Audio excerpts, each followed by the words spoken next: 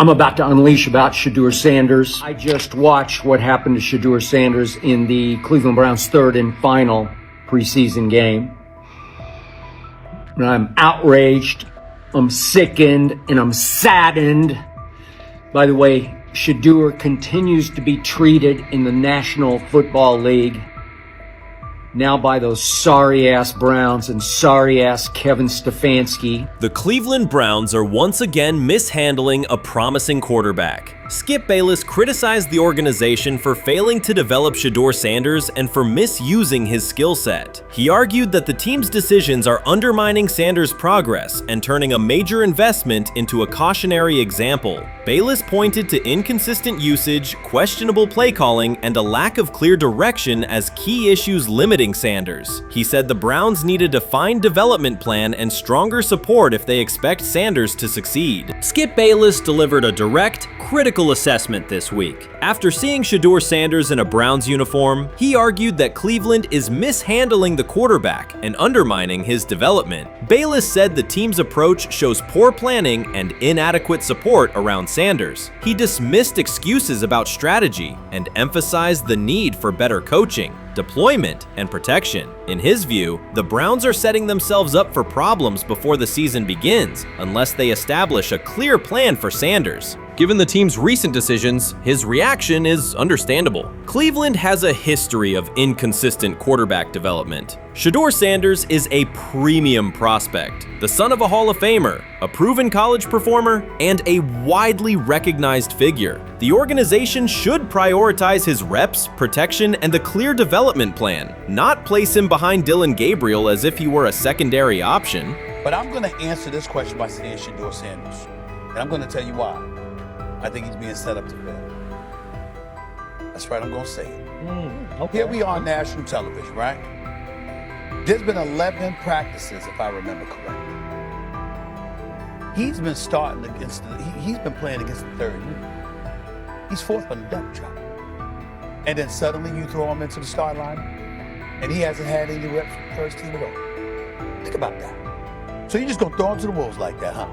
I mean, you know, if he had first team snaps in practice. Yet here we are. Cleveland has one of the most publicized prospects and is handling him like a depth piece. The broader issue is the franchise's long record of quarterback instability and inconsistent development. That history colors every move they make. When the Browns draft a quarterback, fans don't anticipate a long-term answer. They brace for another reset. SHEDEUR Sanders should be treated as a priority, not as an afterthought behind Dillon Gabriel. Let's give him a chance. Let's give him a chance with the play calling. You know you have an offensive line that isn't playing that well. So what do? Why not just play the short game so he can get the ball out of his hands very fast to run a competent goddamn offense? Outside of that, SHEDEUR has to be better in understanding that the offensive line that you're working with right now is not adequate.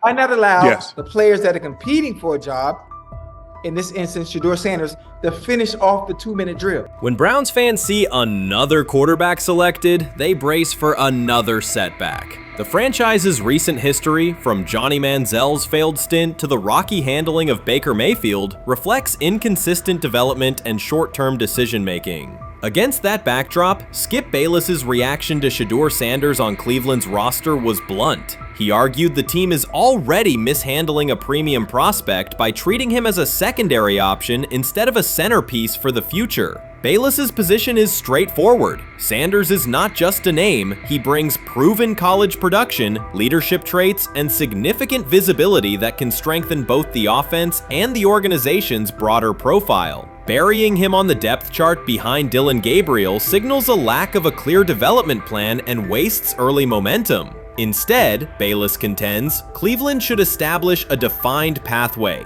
First-team practice reps, protection and personnel tailored to his strengths, deliberate play calling that accelerates processing, and measured in-game opportunities that build confidence and execution. In his view, the Browns need alignment from the front office to the coaching staff to prioritize Sanders' growth. Continuing to treat him like a depth piece risks repeating the same cycle that has undermined previous quarterbacks. Committing to a coherent plan gives Sanders and the franchise a realistic chance to convert potential into sustained performance. So this SHEDEUR Sanders, I want to talk about this. So here's a prime example. SHEDEUR Sanders, they had 3-day mini camp for the Cleveland Browns.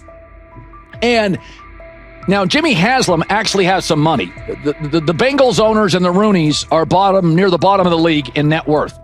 But what the Browns have is what I would call the Buffalo Bills used to have this years ago, pre-Josh Allen. What are Browns veterans saying about SHEDEUR Sanders behind closed doors? According to internal discussions, the feedback goes beyond casual praise. Several veterans describe his performance as franchise level. Private locker room conversations compare his command of the offense to established starters. And one senior assistant reportedly called him Sunday ready after a single walkthrough. The consensus is that front office staff and coaches have taken serious notice. Inside the Browns facility, informal conversations circulate among players and coaches. These remarks carry significant weight in personnel evaluations and often influence practice rotations. When veterans speak this strongly, the message typically reaches decision makers quickly, especially during roster planning. In short, the internal perception of Sanders is already affecting how the staff views the current quarterback depth chart. Browns vets kind of weigh in on SHEDEUR Sanders and how he's been since he arrived in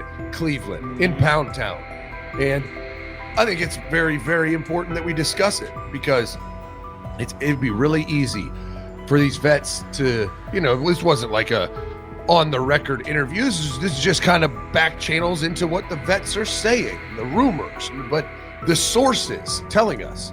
And we have a couple quotes, but SHEDEUR Sanders, Cleveland Browns, it seems like it's going well. And it's almost like you don't want to talk about it. At the center of the growing internal buzz is SHEDEUR Sanders, the rookie who entered Berea with late-round expectations but is being discussed privately as a potential long-term starter. This is not a routine camp tale about an extra arm taking practice snaps. Sanders has seasoned teammates, players with playoff mileage, quietly reassessing his ceiling. Observers who overlook these conversations risk missing one of Cleveland's most deliberate personnel moves in years. Sanders is not on the roster because of his surname. The Browns reviewed their quarterback depth, weighed costs, and chose a controlled, development-oriented option they believe can stabilize the position. His presence is already changing practice dynamics. Veterans notice his pocket awareness, adjust routes to his timing, and acknowledge that he processes coverage at an advanced level for a first-year player. Leadership patterns in the huddle feel different. Sanders delivers with precision and composure that challenge defenders to reevaluate their calls. The strategic upside is clear. A 4-year rookie contract offers cap flexibility while other franchises cycle through expensive stopgaps. Coaches and front office staff view Sanders as a calculated investment, not a publicity experiment. Outside chatter still focuses on Joe Flacco's age or Kenny Pickett's development. Inside the facility, however, veterans pause film sessions to dissect Sanders' ball placement and progression speed. Position coaches highlight clips where he works through reads decisively and delivers on time, traits rarely attributed to rookies. Sanders' confidence is measured rather than theatrical. He moves as though the NFL tempo is familiar, and that calm spreads across the roster. Experienced defenders are rechecking the depth chart and asking if the quarterback competition is tighter than publicly acknowledged.